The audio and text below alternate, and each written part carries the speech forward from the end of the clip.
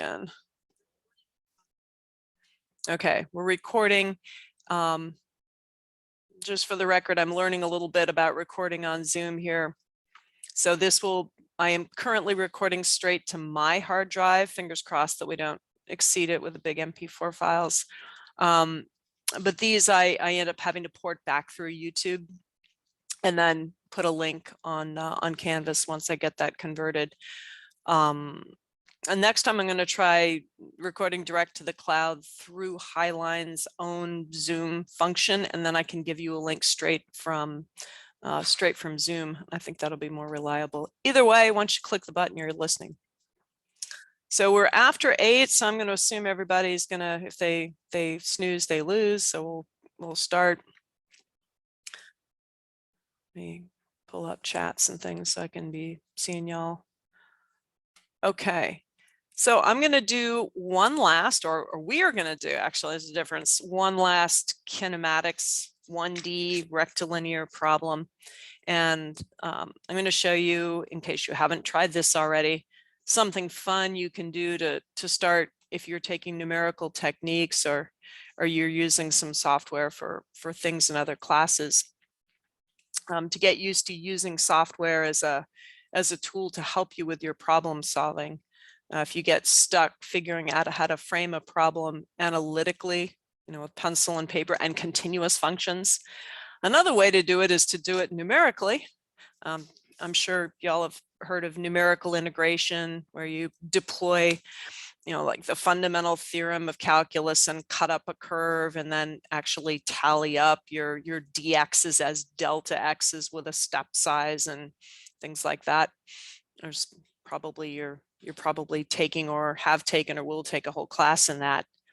There's really simple things you can do that are a bit shy of that, like plot your functions and just get an idea of what they're doing.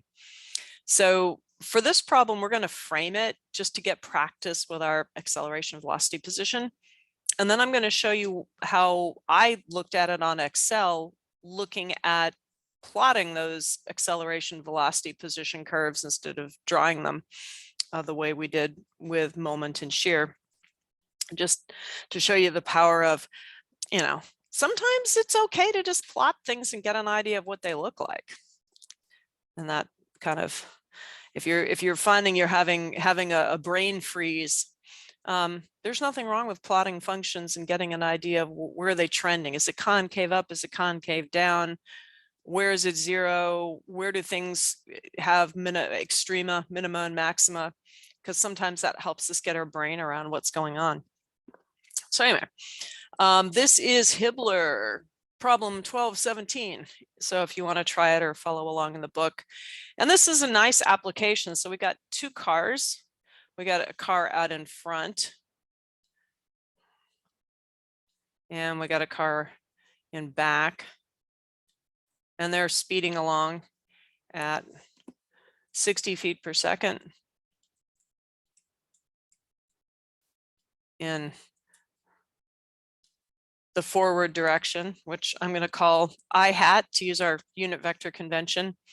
And they're separated by some distance, some safe, hopefully safe separation distance. And that's what we're going to calculate.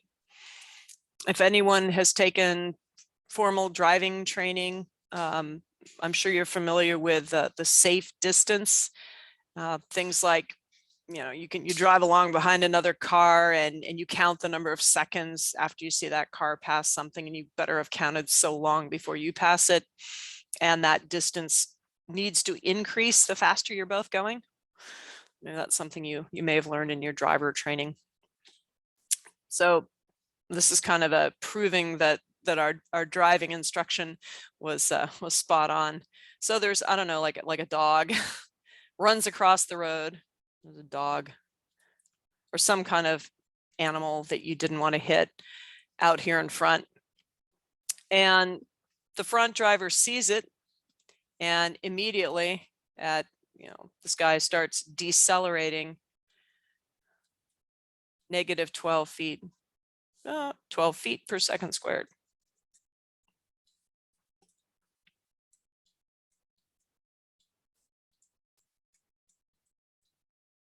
At time 0. And we'll call time 0 the time when this guy spots the obstacle there. The guy in the back is like we're back to reaction time. He sees the front driver hit his brakes, and there's that 0.75 second delay before he can react. Or she can react, they can react. So at t equals 0.75 seconds, the driver in the back starts really decelerating. So they apply a larger deceleration to themselves. What's the minimum D safe? What is the safe spacing that these two would have had to have maintained so that the following car, we'll call it car A, never hits the leading car B throughout the time of their deceleration? So we're not looking at necessarily, are they going to hit the animal or not? We're going to assume that isn't going to happen, but whether they hit each other.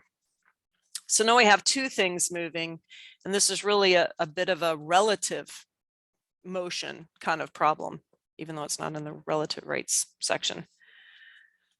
So what's I'm gonna let you guys be a little more active participants in this one, since it's probably a bit of a review from physics, but how would we start framing this one up?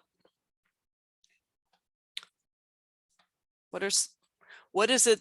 How could we mathematically state we don't want them to collide? Because that's what we're trying to prevent.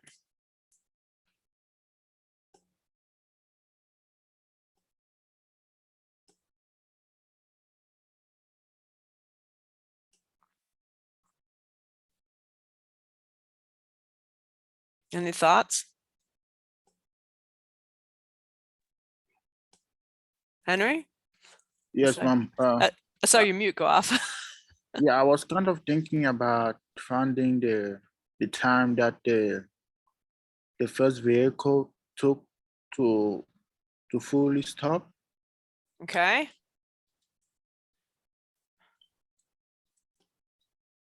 I will start by that one first, and then. Sure.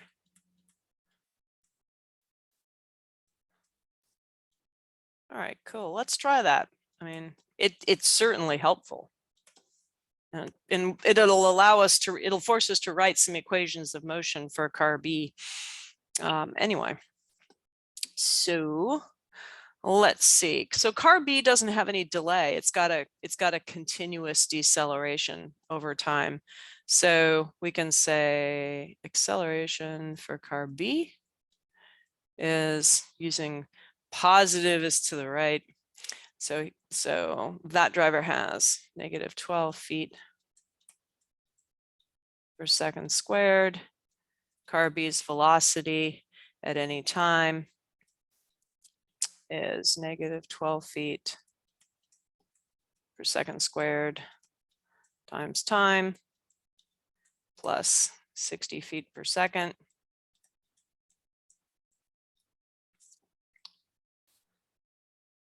So VB equals 0 at 5 seconds. Okay. So there we go. Takes him 5 seconds to stop, and linear velocity over that time. Continuous decrease in velocity throughout the stopping time. What next?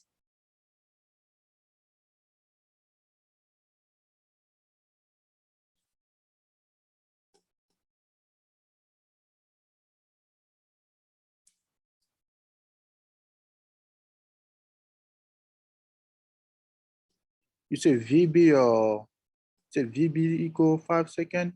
V is a velocity or is it time? Velocity of car B equals 0. I can just write that out at 5 seconds. Okay. Let me just say at. At 5 seconds. There we go. Okay.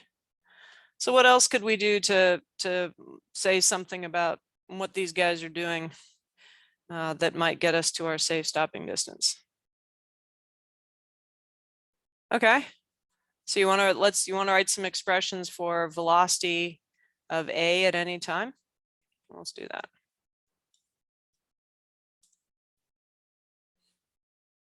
Okay, so the acceleration of A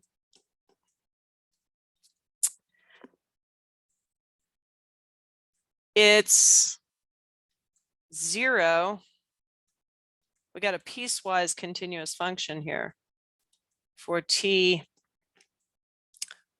less than 0.75 seconds, and it's negative 15 feet per second squared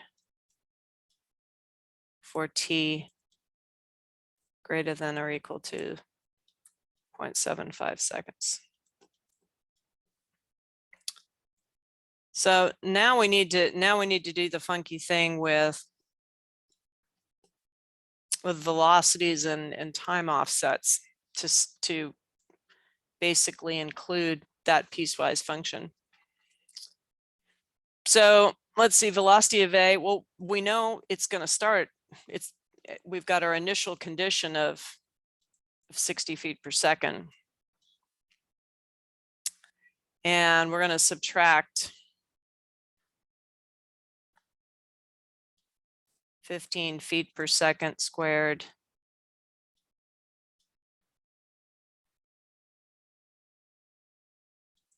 t minus 0.75 seconds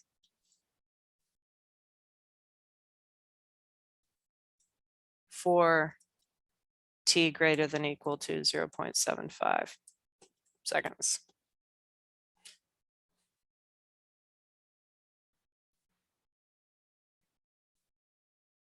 Otherwise, else, if then else, equals 60 feet per second.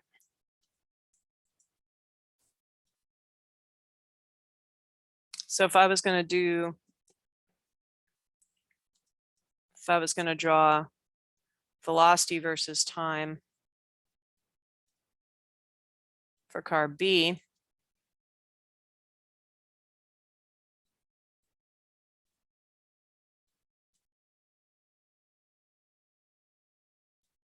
continuous decrease.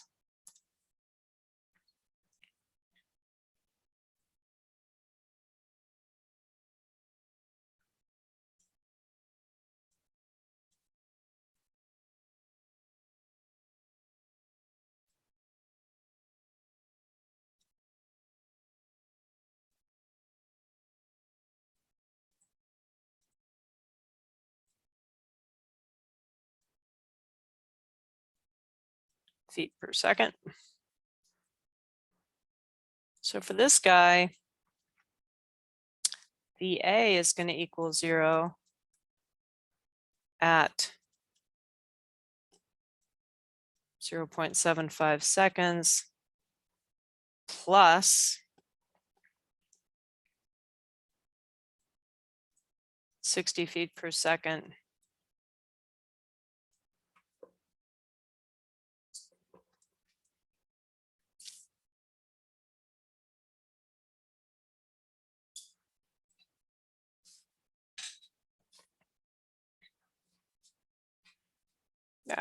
let me give myself some room.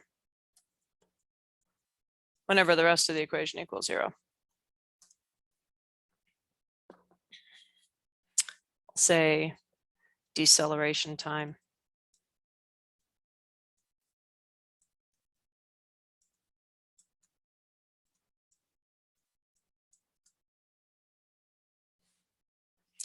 We'll see if Joseph was right, whether it's 4 seconds.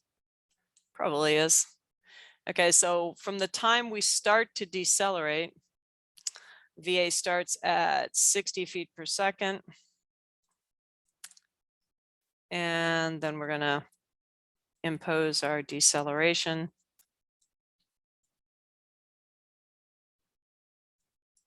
When does that equal 0?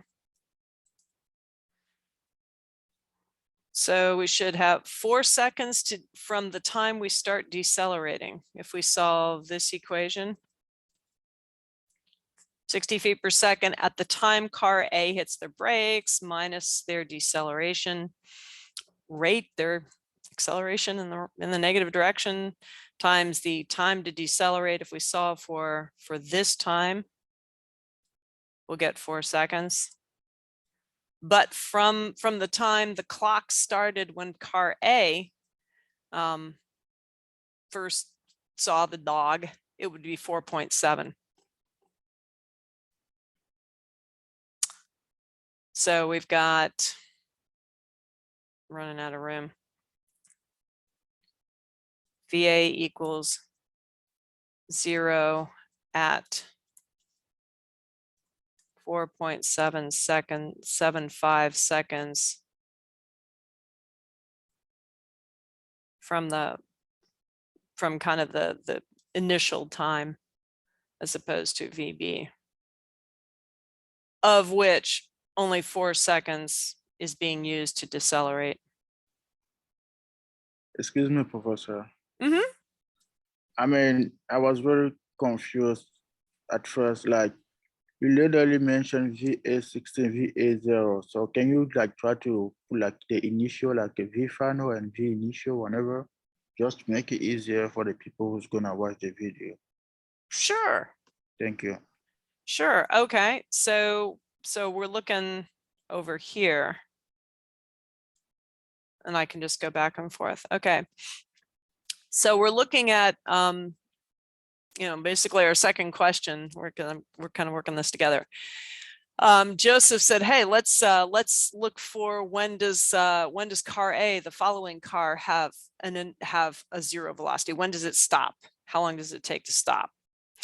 And the problem with car A is that its velocity versus time function is different depending on what time we're talking about.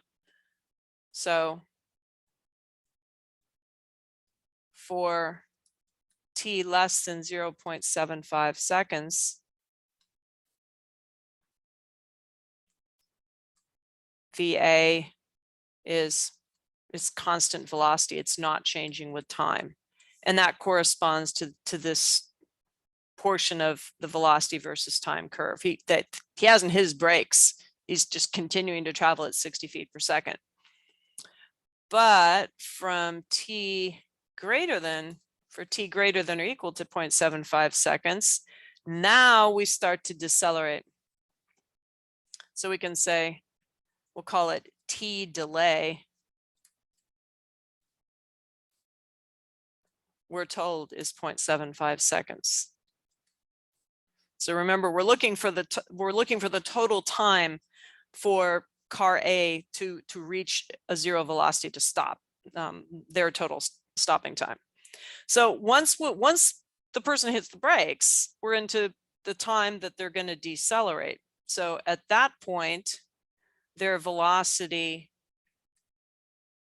is going to equal 60 feet per second, the speed they were going when they first hit the brakes, minus the deceleration they apply, which is 15 feet per second squared, times the time. If we set that equal to 0 and solve for t, we'll get t equals 4 seconds.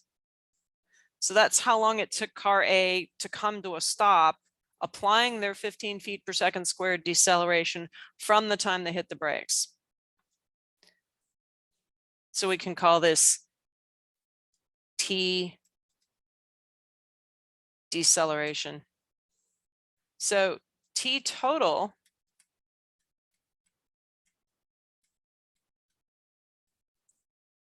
for car A to stop is the delay time plus the deceleration time. So that ends up giving us 0.75 seconds plus 4 seconds equals 4.75 seconds.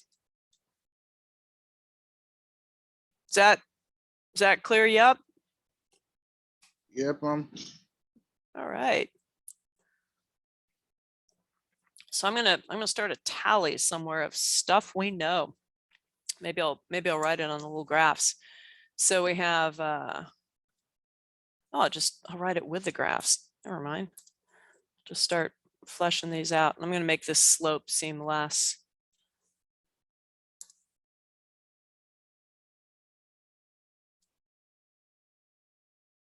Okay, it starts at 60. And so this person stops at 5 seconds. And this person stops at 4.75 seconds. Okay, so we've gotten kind of everything we need off of those. Erase. Okay. Well, now we know when they both stop, and we know something about their velocity profiles.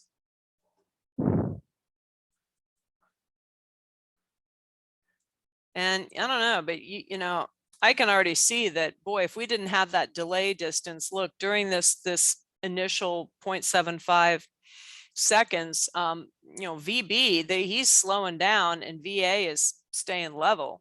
So if there wasn't a spacing, we know VA would overtake, you know, the car A would overtake car B. In fact, car A is overtaking car B during that delay period, which is why we need the spacing. It's a matter of, is car A going to catch car B during that delay period, or maybe catch them later, which would be just as bad. Whiteboard is slow, and I want to keep those graphs. Okay, next idea. I'll throw it out to you guys. What would be a next step in figuring out our spacing that we needed? Any ideas? Where to go next? I'm going to erase while I'll let you guys think.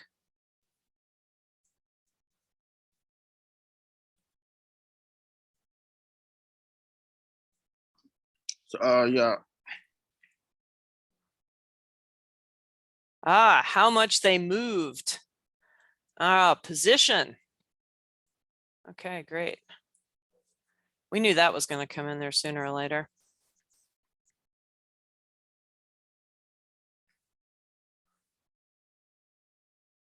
Okay, word to the wise, if you are using lots of web power and doing something with your hard drive, all of your other functions slow down.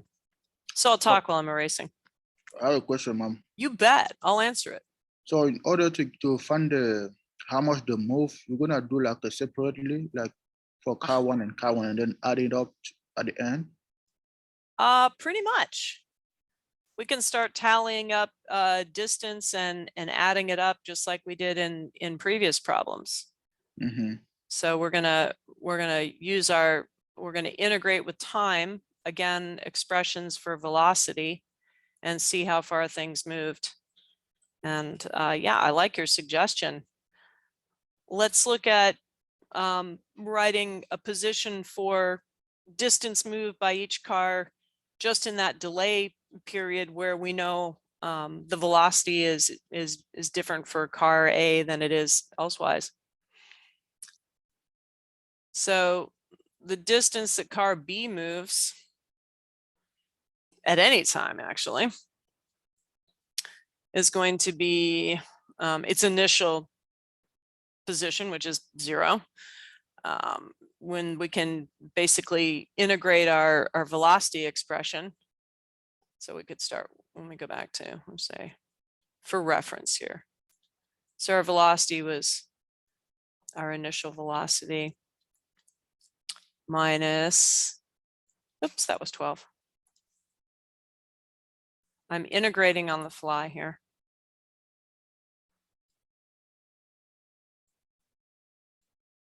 Second squared t. So I'm going to take the integral of this with respect to t, and I'm going to end up getting 60 feet. That was 60 feet per second. The initial velocity times t minus 12 feet per second squared divided by 2. So 6 feet per second squared, t squared. That's the integral of 12 feet per second squared t. I end up with a 1/2 and a t squared. So here's my position of car B at any time. So where is B at?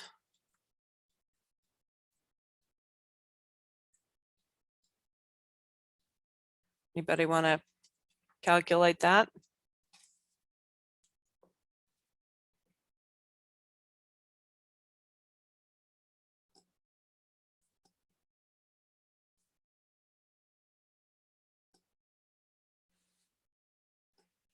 Okay, thanks, Joseph. We got 41.625 feet.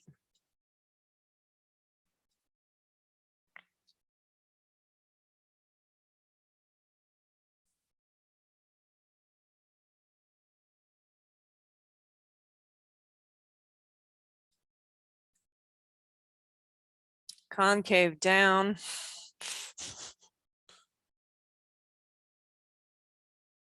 Kind of fake a parabola here.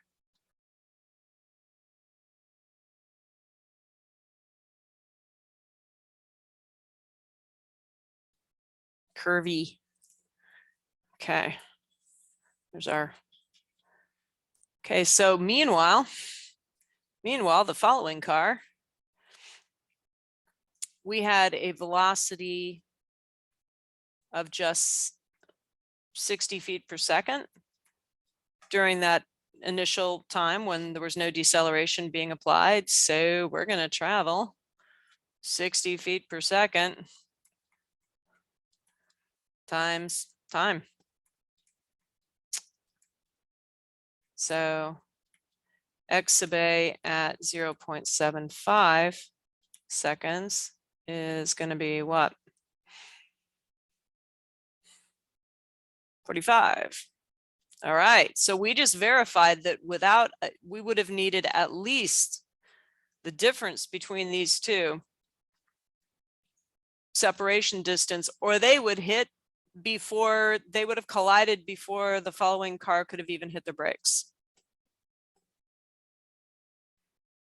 So we're going to have at least what, 3 and a bit.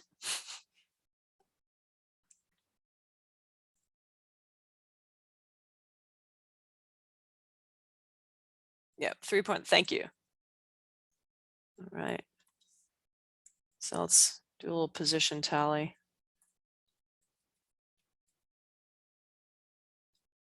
So car A starts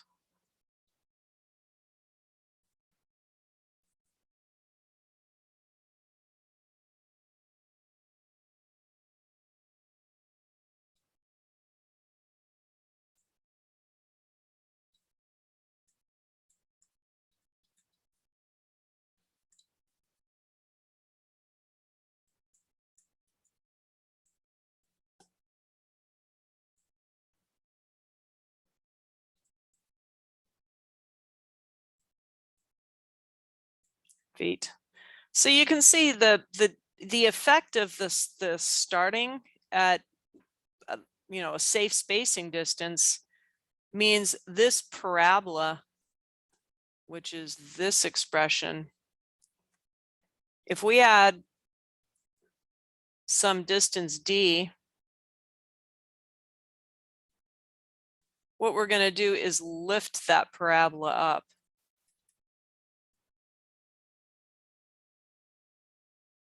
So that it effectively clears if we were to superimpose XA and XB.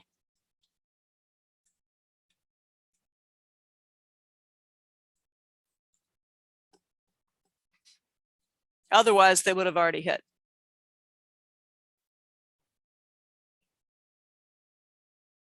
They would have hit,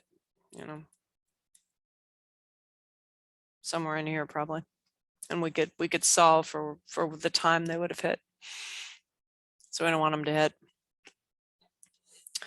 Okay, so we know our D has to be at least 3.375.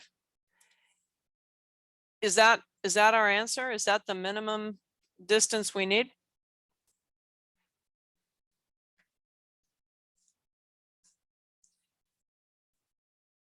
Nope. Okay, Henry, explain why not. So I don't know, so like my explanation is gonna make sense. So for the car B, we literally found the time that it take to get to the stop. It was, I think it was 0.5. Car B gets to a stop at 5 seconds. 5. was- Yeah. Was it 5 seconds? Yeah, 5. Okay. Anyway, I thought it was 0.5. No, sorry, it's 5. Okay. 5 seconds for car B and Oh, 4.75 seconds for car A. okay. Let me clean that up. Okay, Joseph made a really observant comment. It's cool. He says, and please correct me if I'm misquoting you. Joseph saying, hey, I assume that, yeah, that the 3 and a bit is the safe stopping distance, because that's the critical time that if they were going to hit, that's when they would hit, because now you've got that greater deceleration of car A taking over, and so they should be good to go. Is that what you meant, Joseph? Okay. Choi, who agrees with Joseph on that one?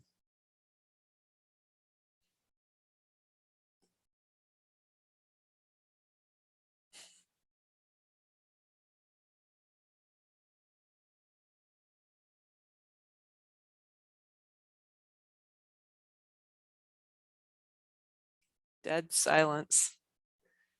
Okay. What's one way we could kind of write a test hypothesis? Let's test it. If Joseph's right, then basically the distance between the two cars from the 0.75 seconds onward, if we wrote an expression for x sub b and x sub a from the 0.75 seconds going forward in time, they should never coincide, basically. And if they coincide after they've stopped, that's fine. That's probably not going to happen, but up to say 4.75 seconds, when we know car A has come to a stop and we're in the clear, the following car stopped, they can't collide it after that point, even if car B is still stopping. So if we can test coincidence, if car B and car A are never in the same place at the same time, with car A, the following car, having any non-zero velocity, then we can say, hey, they didn't collide. Right? That's kind of the definition of a collision. You're in the same place at the same time with non-zero relative velocity. So you want to go ahead and test that out?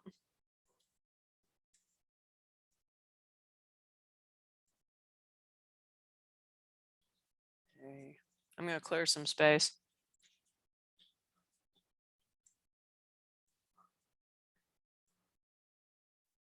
Very slowly.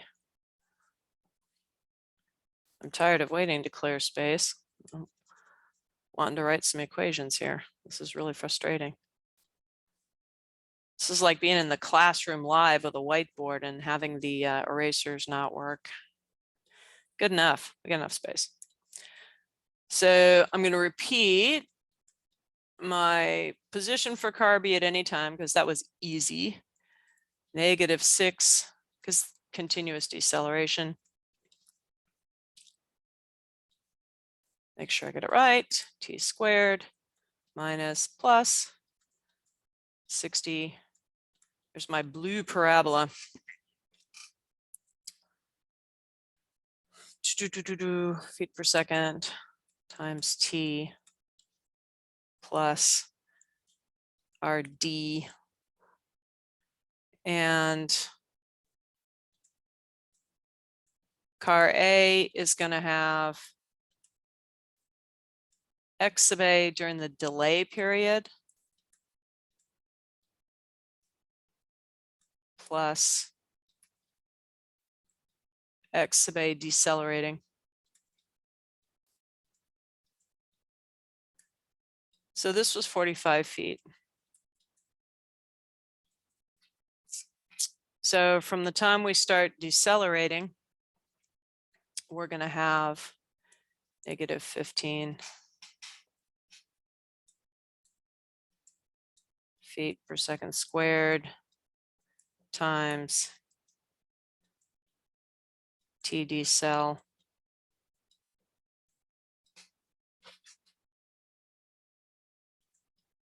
squared plus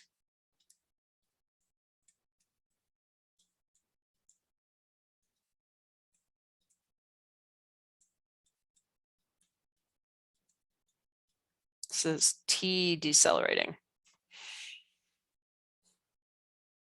It's this whole expression.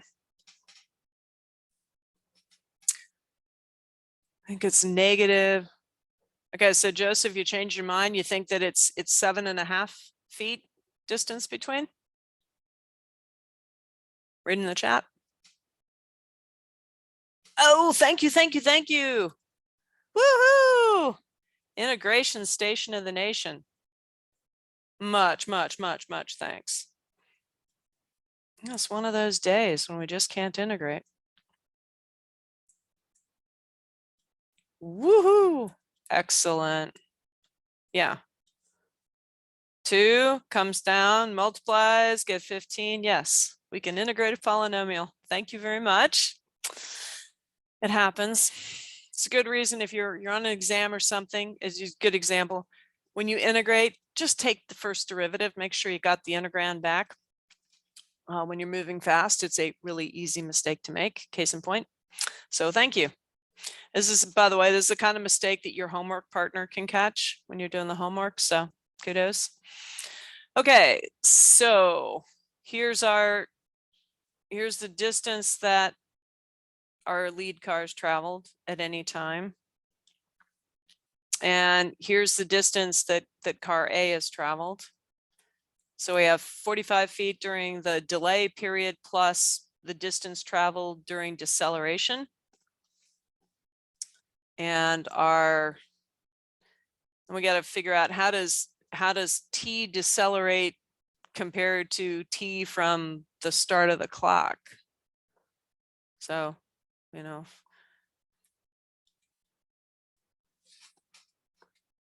this will only apply after the 0.75 seconds.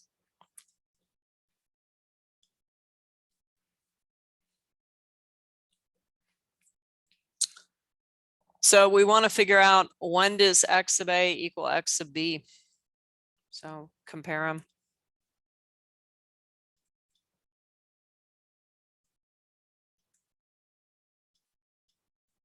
Get an expression for those two.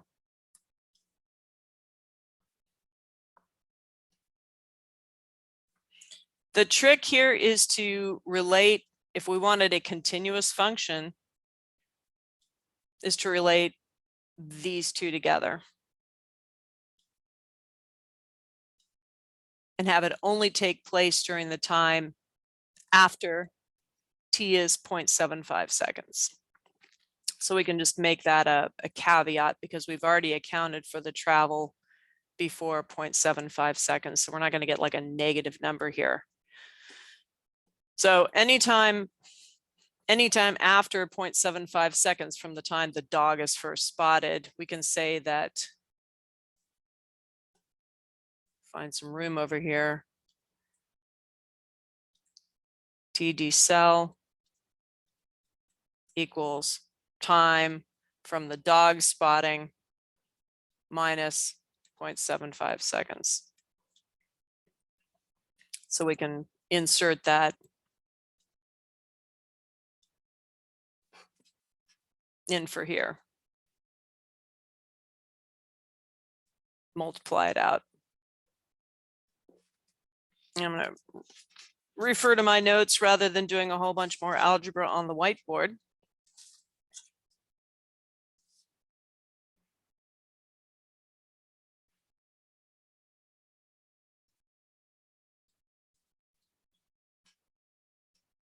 Erase a little space. If anyone else has gotten it beforehand, feel free to sing out.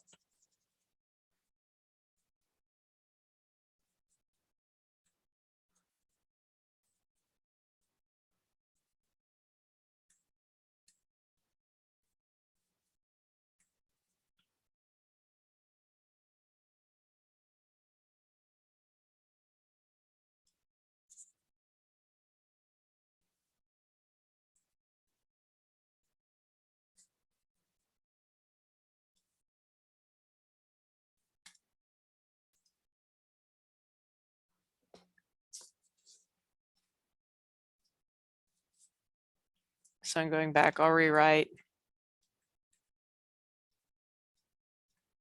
Sorry for all the repetition.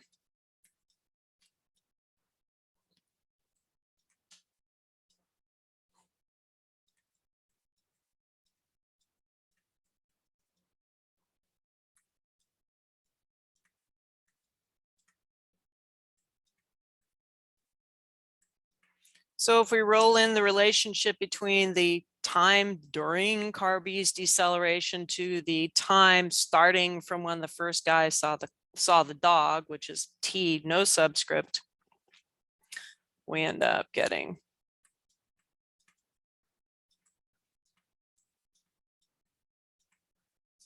T squared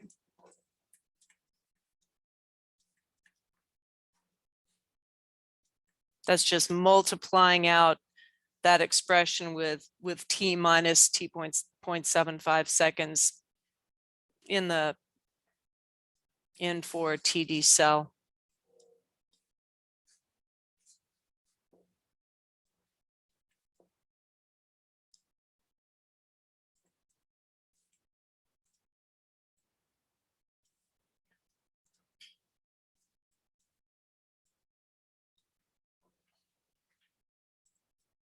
So there's our continuous function. So we have starting at for T greater than.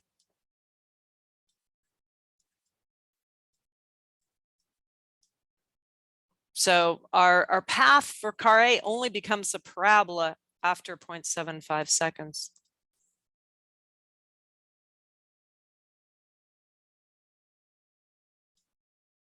Something like that.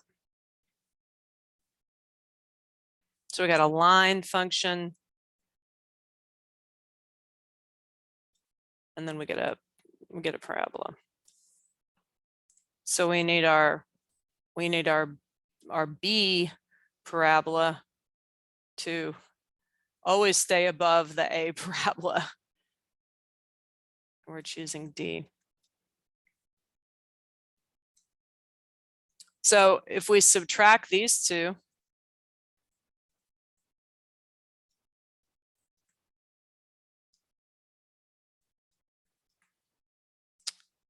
we can get an expression in terms of D at any time.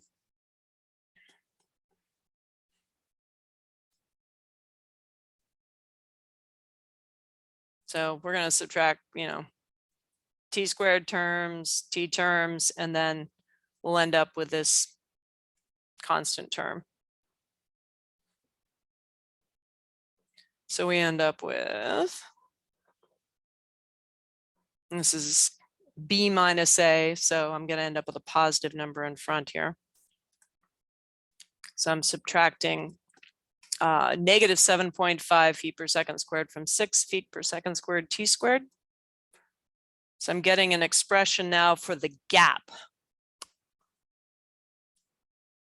with respect to time. And the gap's closing even after the 0.75 seconds. So the danger time may be after car A hits its brakes.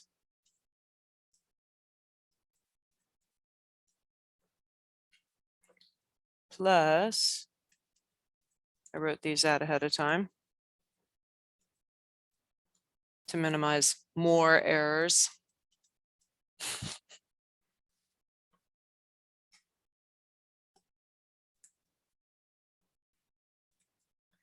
So 60 feet per second squared minus 71.25 feet per second squared, or per second, sorry. Velocity term, 60 feet per second minus 71.25 feet per second.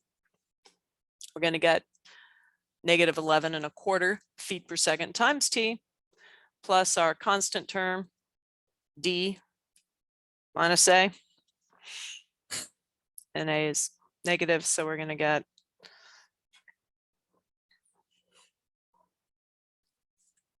d plus 4.219 feet.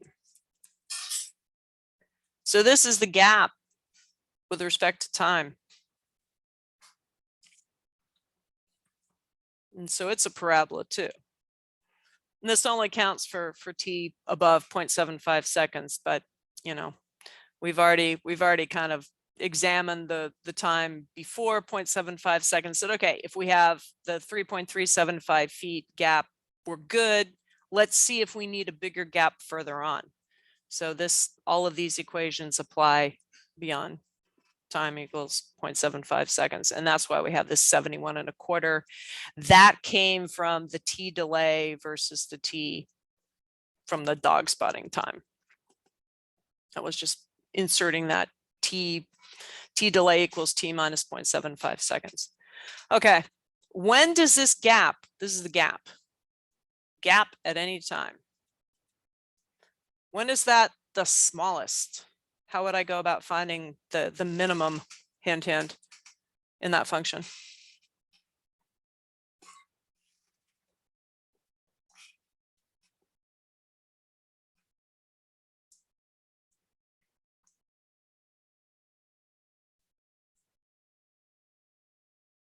Long silence. How do I find the extrema of a function?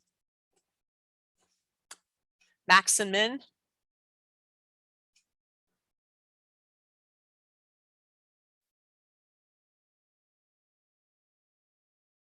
Take the first derivative and set it equal to 0, right?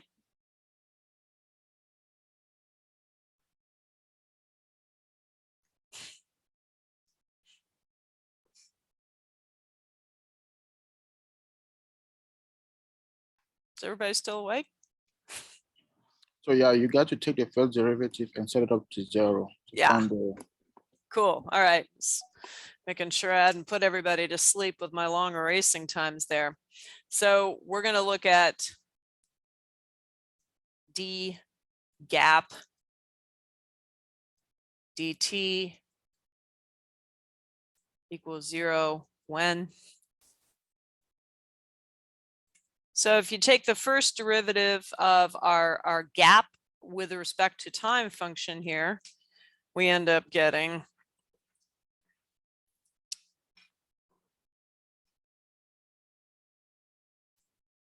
(3 feet per second squared t). 2 comes down, multiplies by 1.5 minus 11.25 feet per second. And that'll equal 0 at, if you solve that, you'll find that the gap is minimized at t equals 3.75 seconds. So these guys squeeze together and have their closest approach actually way the heck out here. Not too far from their stopping times, out at 4.75 seconds for car A.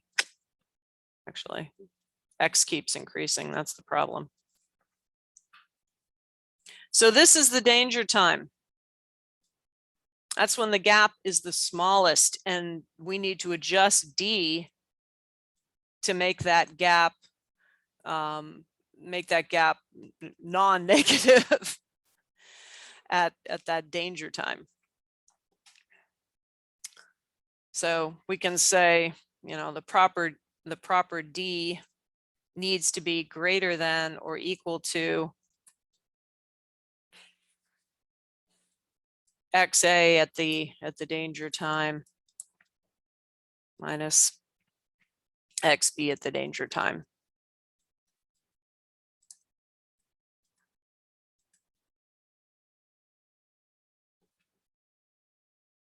And so you feed the 3.75 seconds back up into this function. This is getting really messy and I apologize. And then into the function for A. So you solve both of these. So it says, how far have I traveled at 3.75 seconds? And there's going to be a D in there. How far have I traveled at 3.75 seconds? There's not going to be a D. Subtract them, and then you've solved for D. And D ends up being, and you can look this up in the back of the book, about 16.9, I think, feet. So this was a little bit more of an involved application of time, rate, and distance.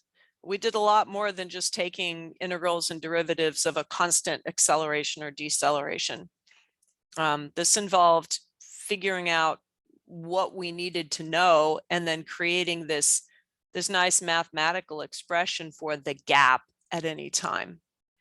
And it would have been a little bit easier if it hadn't been for that time delay.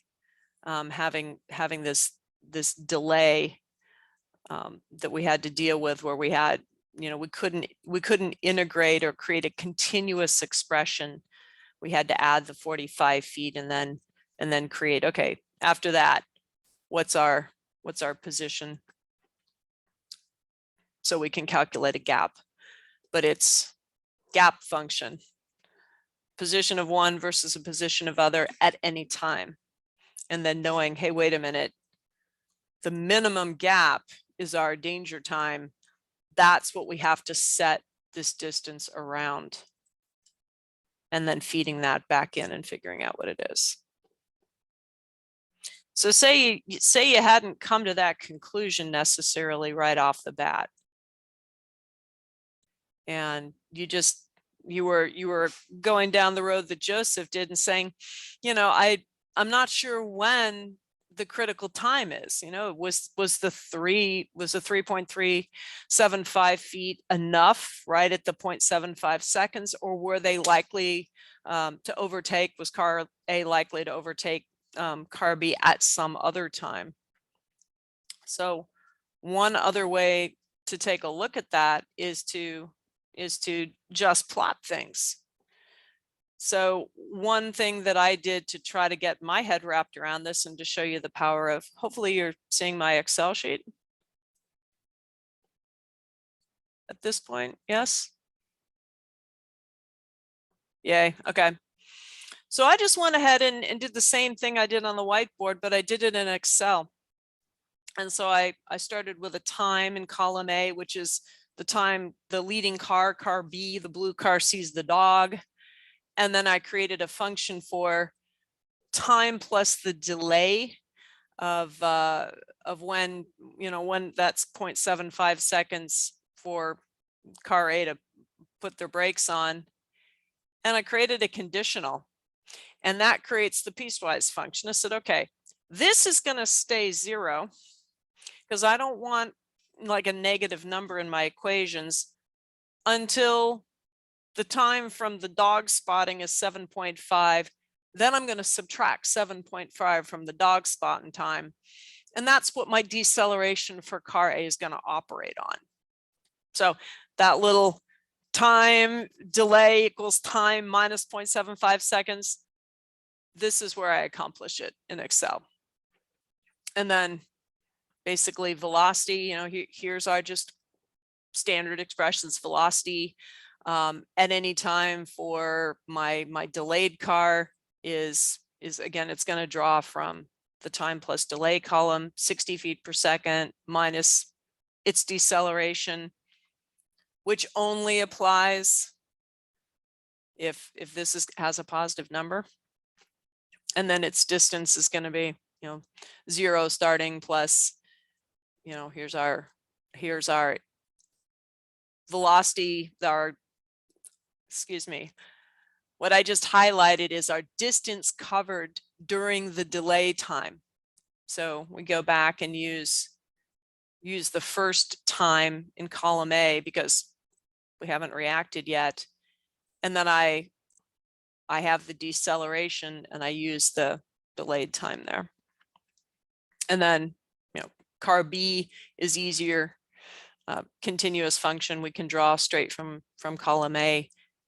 And then I have a distance with no offset. And then I can subtract the two distances and look at the delta and say, hey, where's the distance between the two of them gonna need to be the biggest? And so you can directly plot your velocities. So here's car B slowing down continuously, car A staying the same, and then a slowdown. And then here's a nice, neat plot of our parabolas.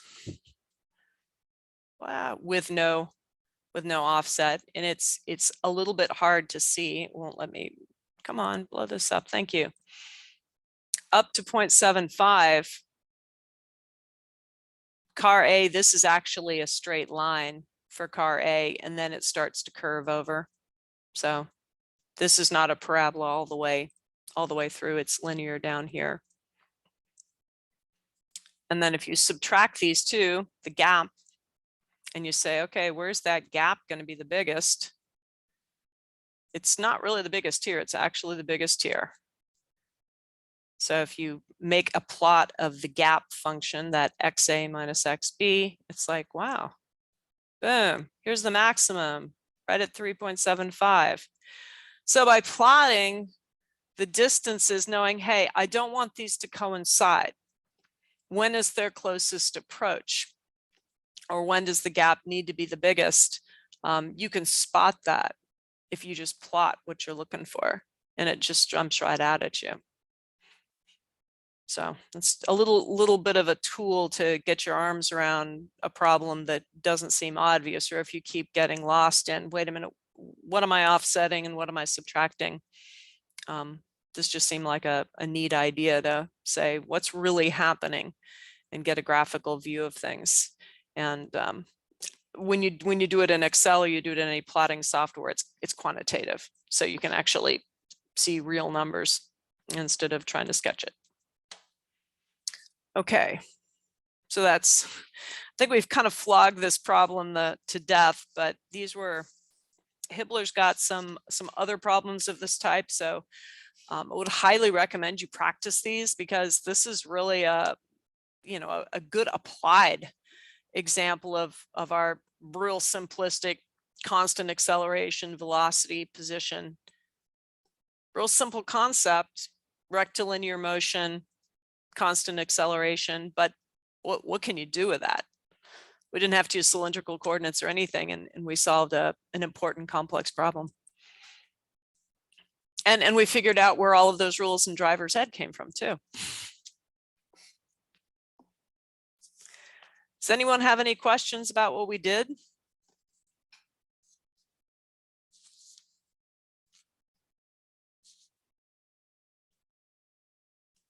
Think you could do one like this?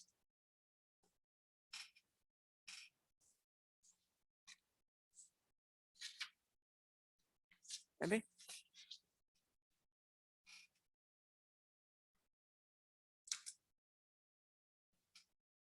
Long silence. Okay. Tell you what, let's take like a 2-minute break and come back, and let's add another dimension to our life and do a little projectile motion and add a J hat axis and look at something moving in two directions at once without only one object moving at a time though. How's that sound? I'll see you guys back in a couple of minutes.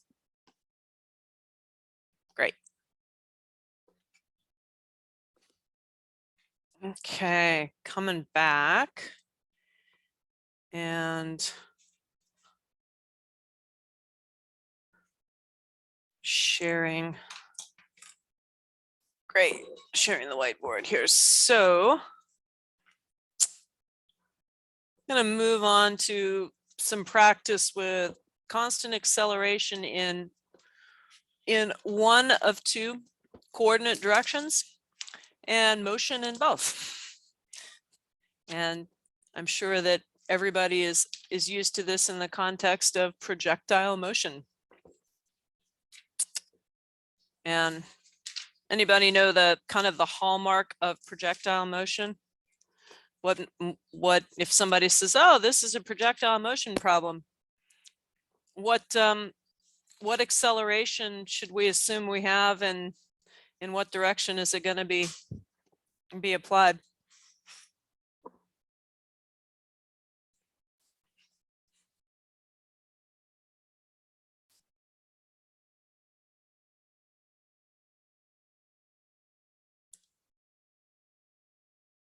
Yep. AY equals 0. Sorry, let me put that in the context of a coordinate axis. Which one? So if horizontal is X and vertical is Y, if we've got a projectile motion scenario going on, which direction are we going to have acceleration, and what's its magnitude going to be?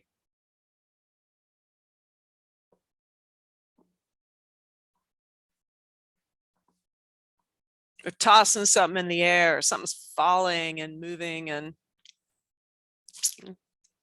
someone's jumping out of a plane with a parachute. Where do they land?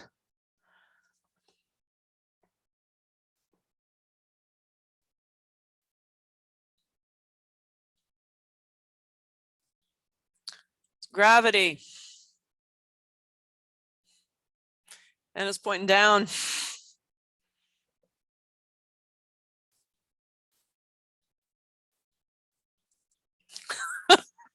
That's okay.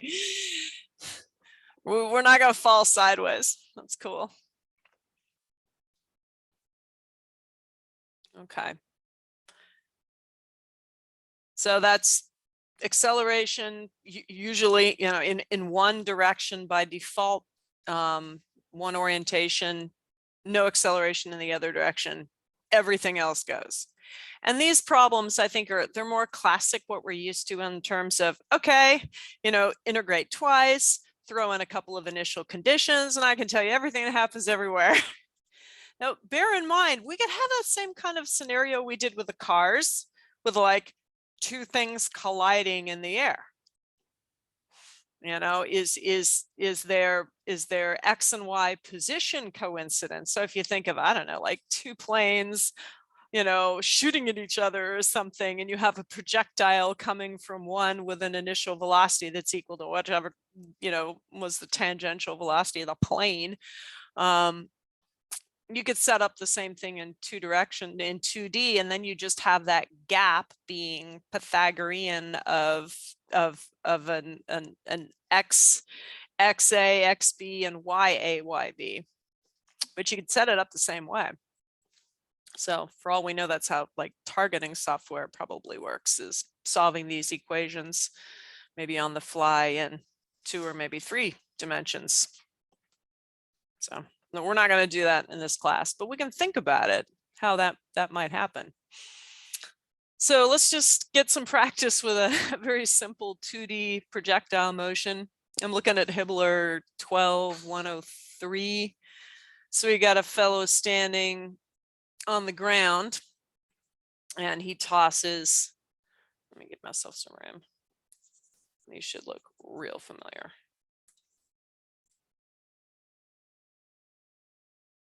So there's like a dartboard or something hanging on the wall. And this person's standing here, tossing darts from some horizontal reference, tossing it, doom, dart goes, and it's thrown with some, it's called VA, at some theta angle to the horizontal. And we've got 4 feet to the dartboard. Excuse me, 4 meters. 4 feet would be pretty easy and it'd be a pretty flat trajectory, right?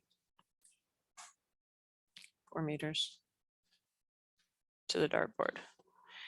And the question was, if we've got an initial velocity of 10 meters per second, and of course that's total velocity, which we can resolve into 2 components. And we'll do that once we have an angle. Oh, we need to know the angle. Theta is unknown. And what do we want to know? Determine the longest possible time to striking the target and the angle that goes with it. And how fast is the dart going when it gets to the target?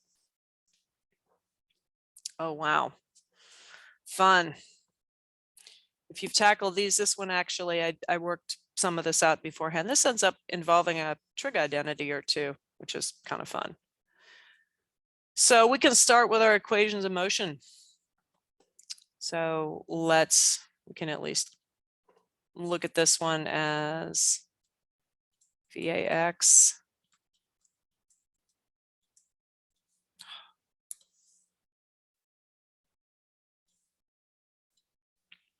just as a warning, whether or not you've taken physics recently, I found that the Hibbeler particle kinematics questions, they definitely didn't stint in the rigor. So even though it's all the same principles that we learned in maybe our first quarter of physics, it was definitely, Hibbler's meters per second definitely made you do a lot of thinking. So it's pretty good warm up for later dynamics. In fact, it's more than a warm up, kind of goes an extra step. So we have initial conditions.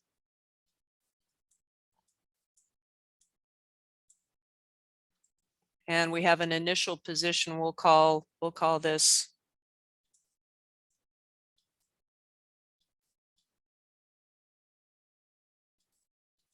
so that's 0. So our initial x initial equals 0 meters. So that'll make it a little easier. Okay. So we're going to do x and y separately. So our acceleration in the y is -g. Our velocity in the y at any time is -gt plus VAY, which is positive. And our position, our y position,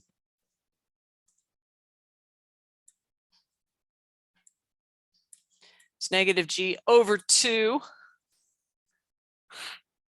t squared plus VAY t plus our initial height, which was 0 from the guy's finger.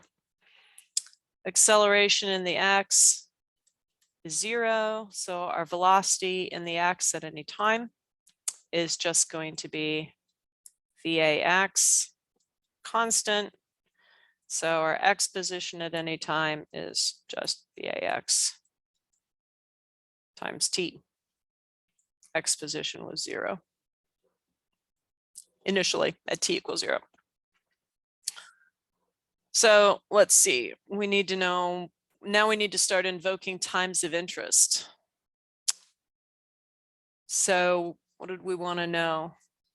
The maximum time that it would take to get there.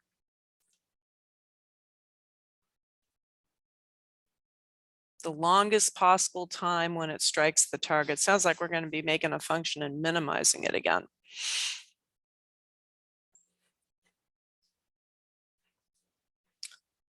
So we don't want to just know any time. We need to know the time that it's going to take to reach the target.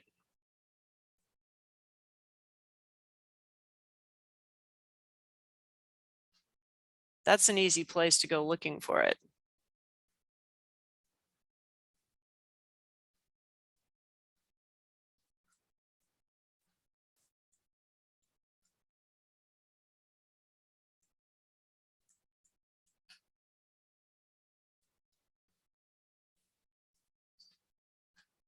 So we'll have 4 meters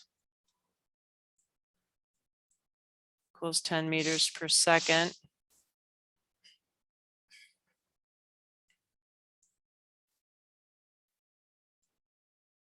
Cosine theta times t.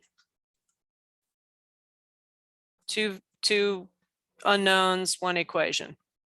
We gotta know some more. Well,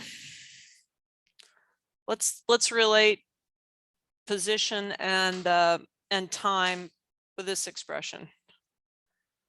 I have 2 unknowns. I am now in search of another equation. This is feeling like statics again. So let's look at y. I've got another parabola. So I could write y. Good. That looks like a g.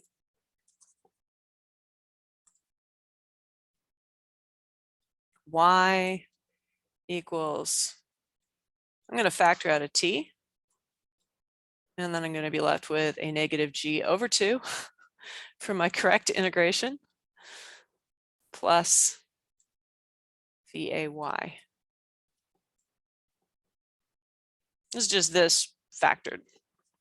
So there's 2 whens that correspond to a known y position. At t equals 0, I'm at y equals 0 when I first started, which y equals 0 is like the guy's hand here, which we defined as that's our 0. But we're back to y equals 0 when we hit the board. Actually, hopefully the board goes down a little more. So that was given in the problem. So the problem figure showed that that's the point in the trajectory we cared about. If somebody wanted some other point, they would have had to have specified it. But it's key that we know that the other point that we're concerned with is we have a when and a where in the y direction as well as the x direction. So that's kind of that key second piece of information that we needed. So we can say, well, you know, what's the other when?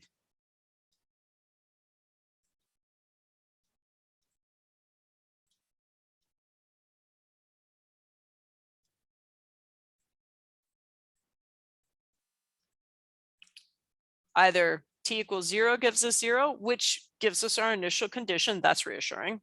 Or this expression could be 0. So we factored our parabola, we factored our quadratic expression, and now we've got our other factors. So if we set this equal to 0,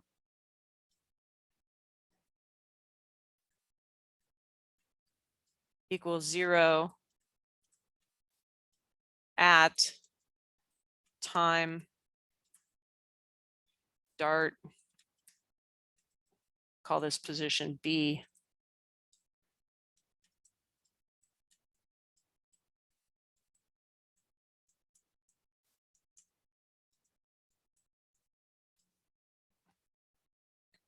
So we can say that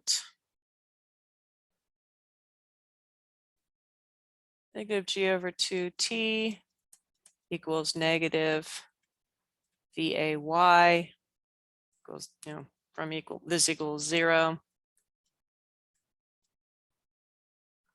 So we can say time is going to be 2 over G times VAY, and VAY was our initial total velocity times sine theta. All right.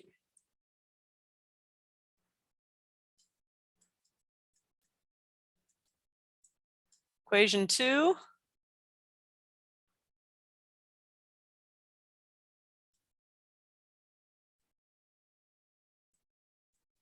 Equation 1. Unknowns, theta and t. Yay, 2 equations and 2 unknowns. We're back on solid ground. Got some trig functions in there. So we can do a little bit of substitution.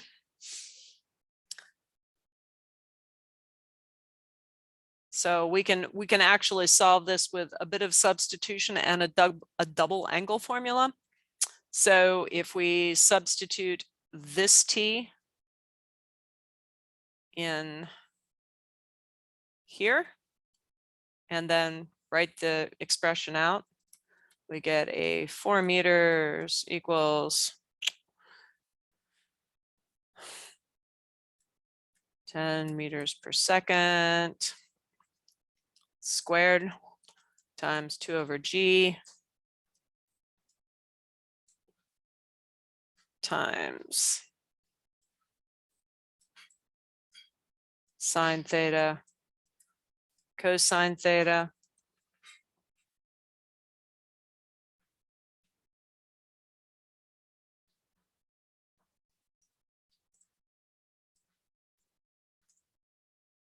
that 2 over there.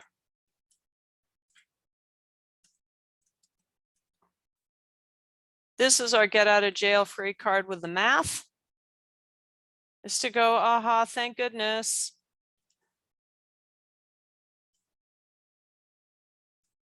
Equals sine of 2 theta. Yay, now I have something I can solve.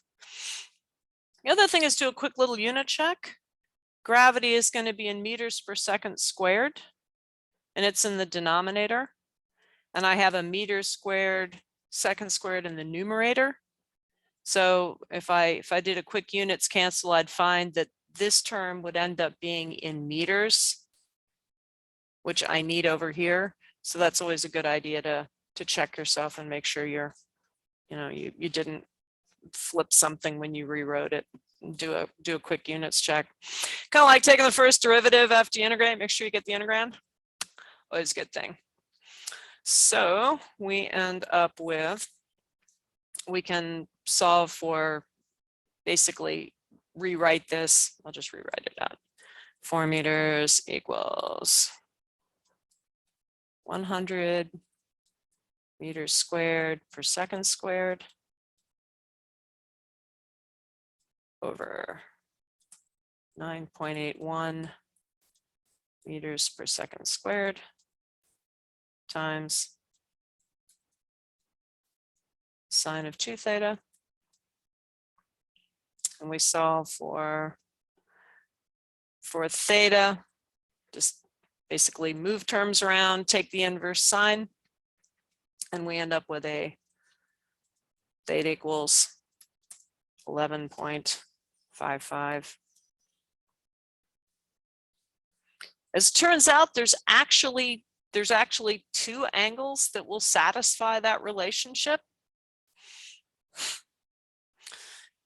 11.55 and 78.45 degrees. So this is theta and this is 90 minus theta. So the problem just never stops and extra twists. So basically, I'm going to do some erasing.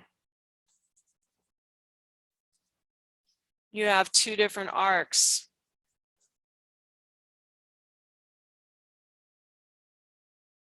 that you can travel.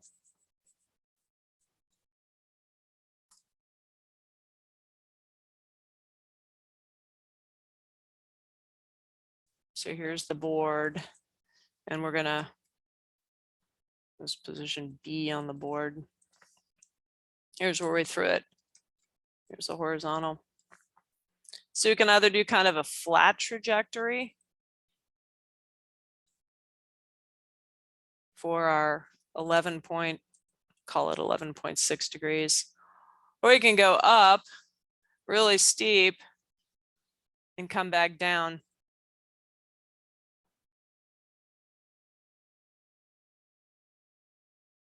And that's our 78.5-ish.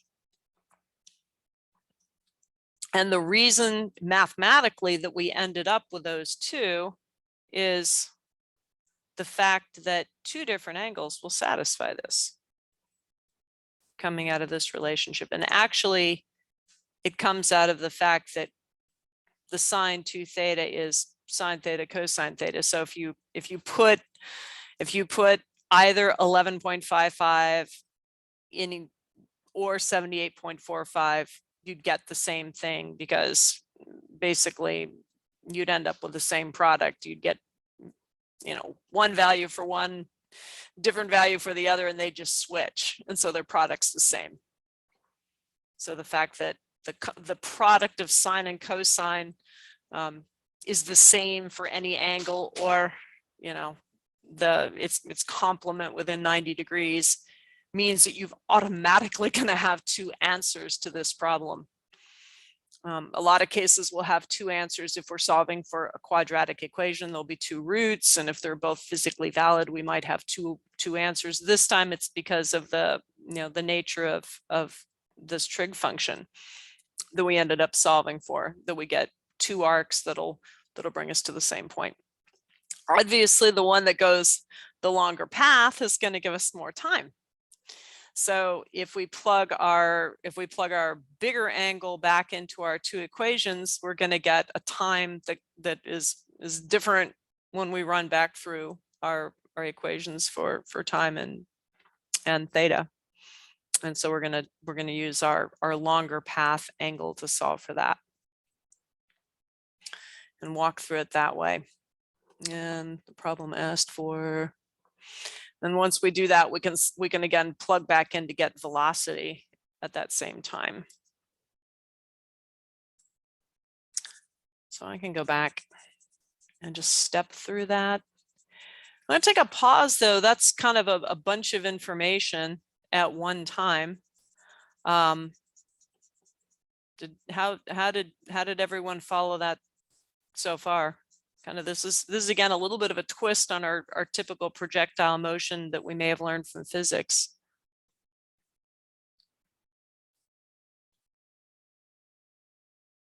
Kind of any questions on how we got there?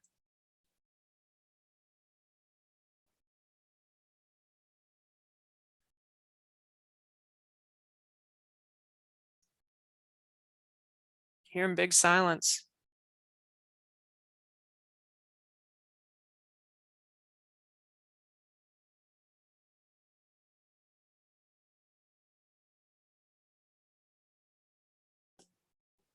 Did I lose everybody?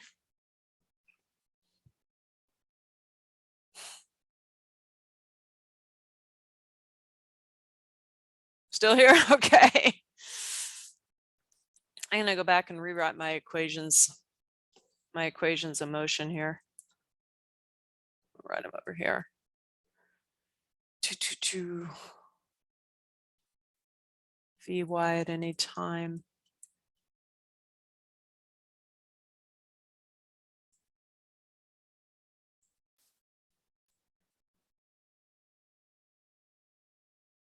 Plug back in. We'll just follow this one through.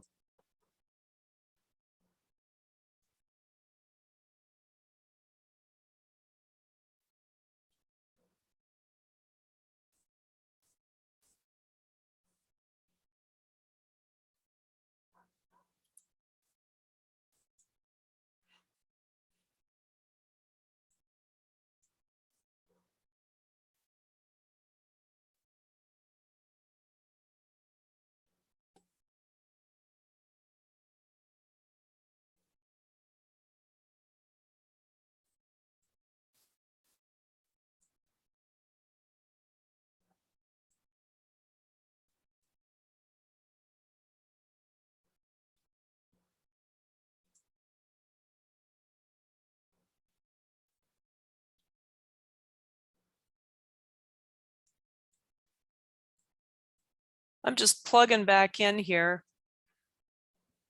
making sure I got things written correctly.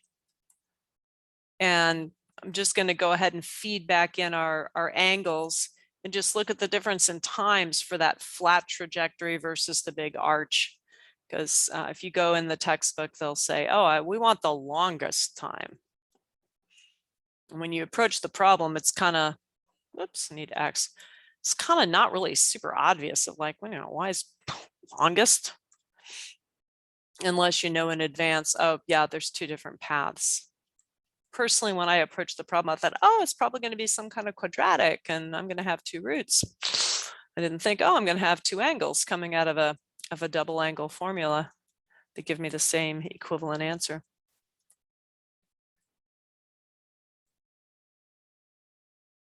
Times t. Okay, so we're going to plug in.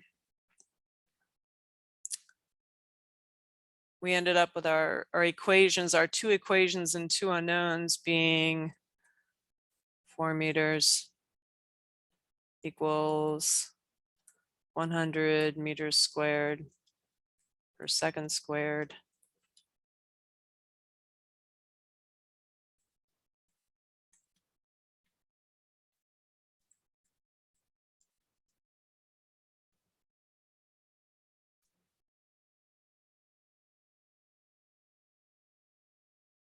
Oops. Mind, writing down the wrong thing.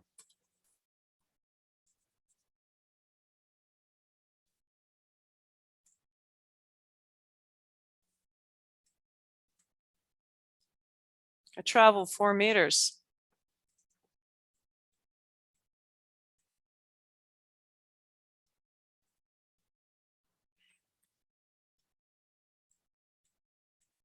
I'm going up my flat trajectory.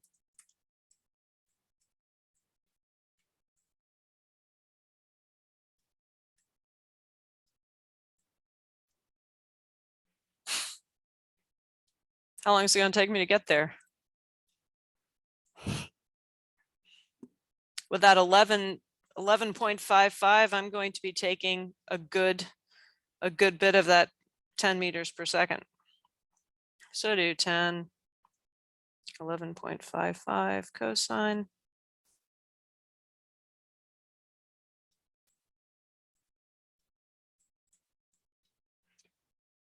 Almost 10, 9 point, call it 9.8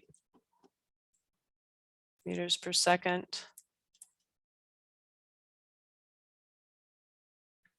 So about 0.4088 seconds. So a little under a half a second with our flat trajectory. If we took the longer path,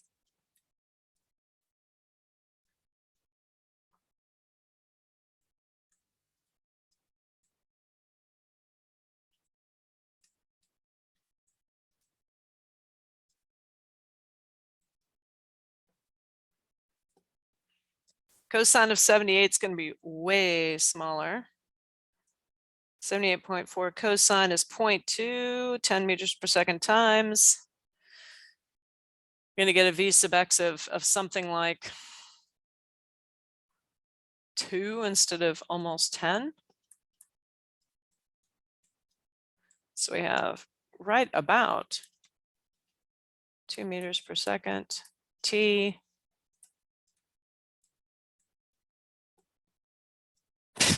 About 2 seconds. So 4 times as long. Goes a lot further. That's also going to have implications on our total velocity. So let's mark these 2 times time, flat trajectory.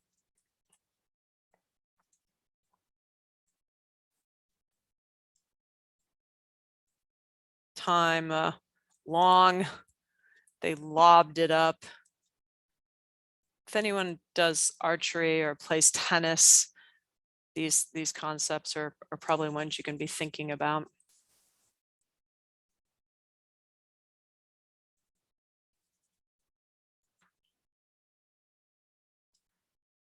So question, if I take the real flat trajectory, what's my x component? Will my x component of the velocity change when I get to the target?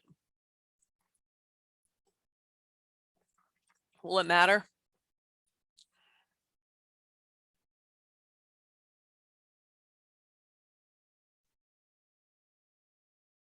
Ooh, okay. Let's test that out. Okay, so let's look at the effect of our trajectory, our initial angle on our velocities. We just looked at it on the time to get there. So our x component, if I go with my flat trajectory, is x is never different. It's constant. So we'll say, hang on, let me label which x or which velocity. We'll say the velocity x at the target.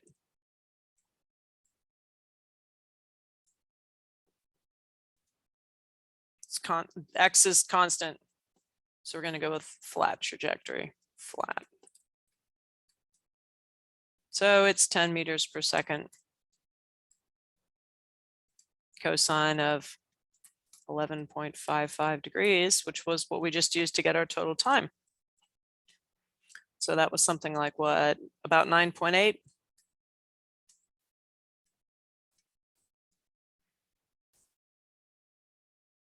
Our y at the target with a flat trajectory, flat. Let's use our velocity expression.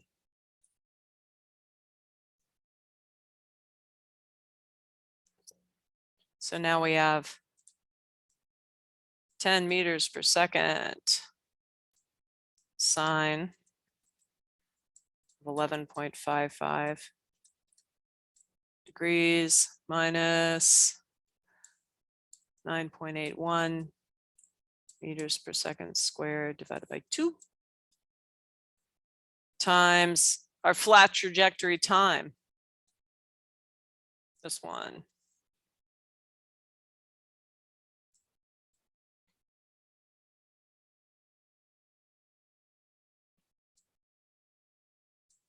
Squared. No. Not squared. Good heavens.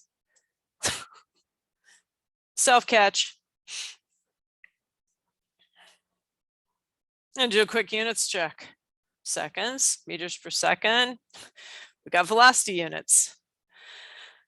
Okay, it's one of those integrating polynomials days. Good heavens. Okay, so let's check this out. By the way, both of these are dependent on angle. Now, their total may or may not be. But we ended up getting a dependence in the case of the x component of our velocity when we hit the target. So resolved here. Kind of got two vectors going. The x component doesn't change all along here. It's always the same. The y component is changing with time, but they're both dependent on our initial angle. And of course, the time to get there, which factors in here, is also dependent. So let's just get a number for these two because we've got some time, a little bit of time. So 0.408, 9.81 times 2 divide, negative 10 enter, 11.55 sine. If somebody wants to calculate along with me, please feel free. Plus very little. I got a really, really, really small number. Not really small. About 0.1. So my total velocity with the flat trajectory would we'd Pythagorean these two. We would apply the Pythagorean theorem, square them both. 9.81 squared plus square root and get about 9.81 meters per second. And if I were to do the using green long trajectory, I would just replace that with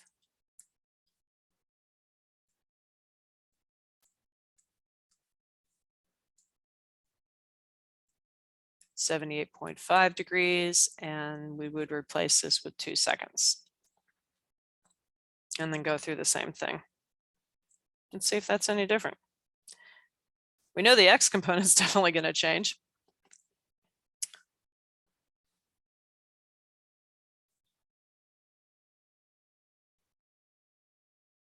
So we end up with what we calculated before, about 2.01 meters per second.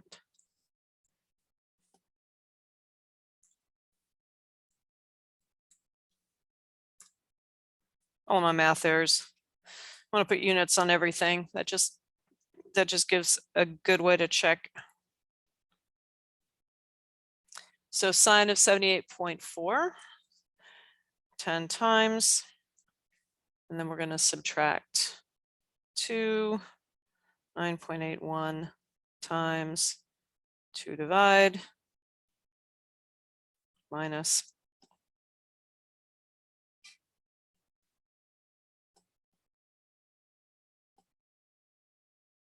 So also really small. So I got something that ended up washing out in the round off error. So I will let you all verify that and run the problem again. Right now it's looking like one, regardless of how you do it, you end up swapping X for Y velocity. So when you apply the Pythagorean theorem to both components as they come in,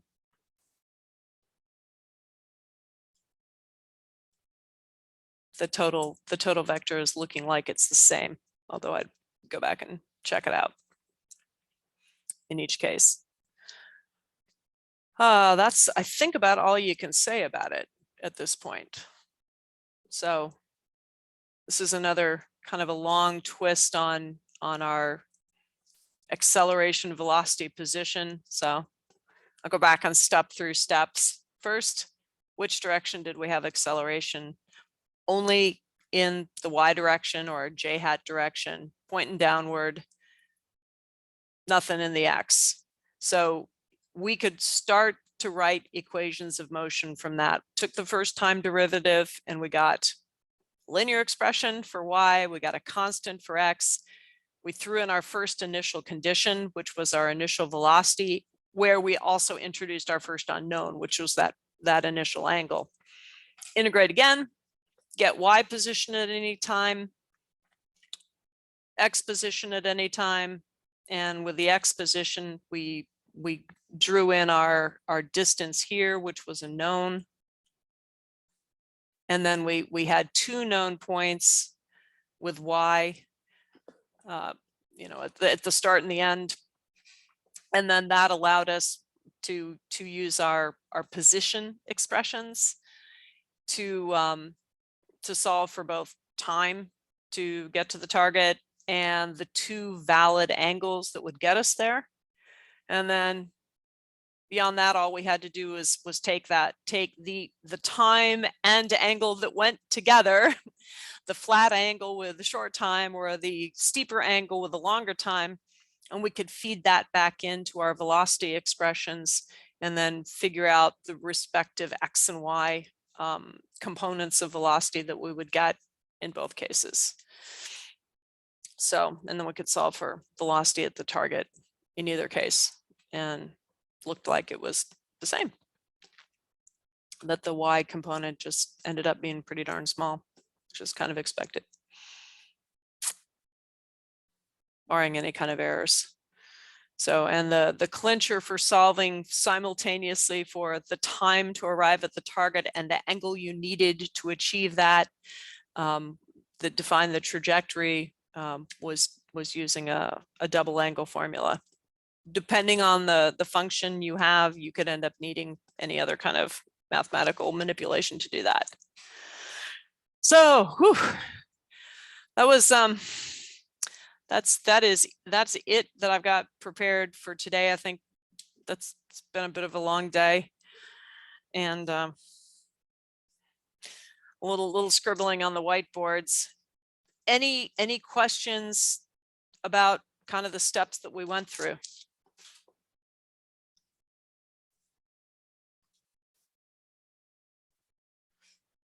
You're good? Okay. Did anybody notice that the actual equations of motion and the kinematics was like the easiest part? And it was, what do I do with it? How do I put things together? That was actually the challenging part with these.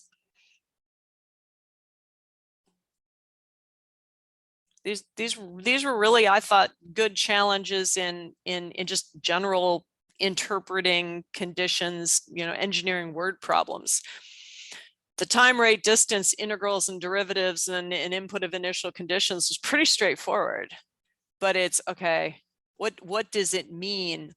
And then interpreting the cute little math trig function was kind of fun, but otherwise it's all about what does coincident, being in the same place at the same time, which direction is this velocity pointing? What does it mean to say, you know, the speed is the same in this direction? And, you know, so these two problems were kind of powerhouses in real simple physics, but a lot of thinking and some mathematical wrangling to get at the thing we want. So lot more practice is always recommended with these, and I think you've got at least one, maybe two on your homework where you have to kind of take a little extra step, you know, applying your rectilinear equations of motion. So next week we're gonna start going in curvy paths. We'll take a look at cylindrical coordinates are, instead of I hat, j hat, k hat, we'll have r hat, theta hat, z hat, or tan t hat, n hat for tan normal. And we'll look at a little bit more straightforward problems, but leveraging those other coordinate systems to do the same kind of time, rate, distance, or time, rate, angle kind of looksies.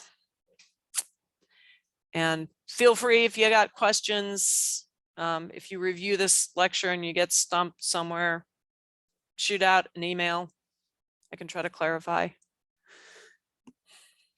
And yeah, cool. Thanks for coming to morning Zoom. We'll see you next week. And don't forget the quiz.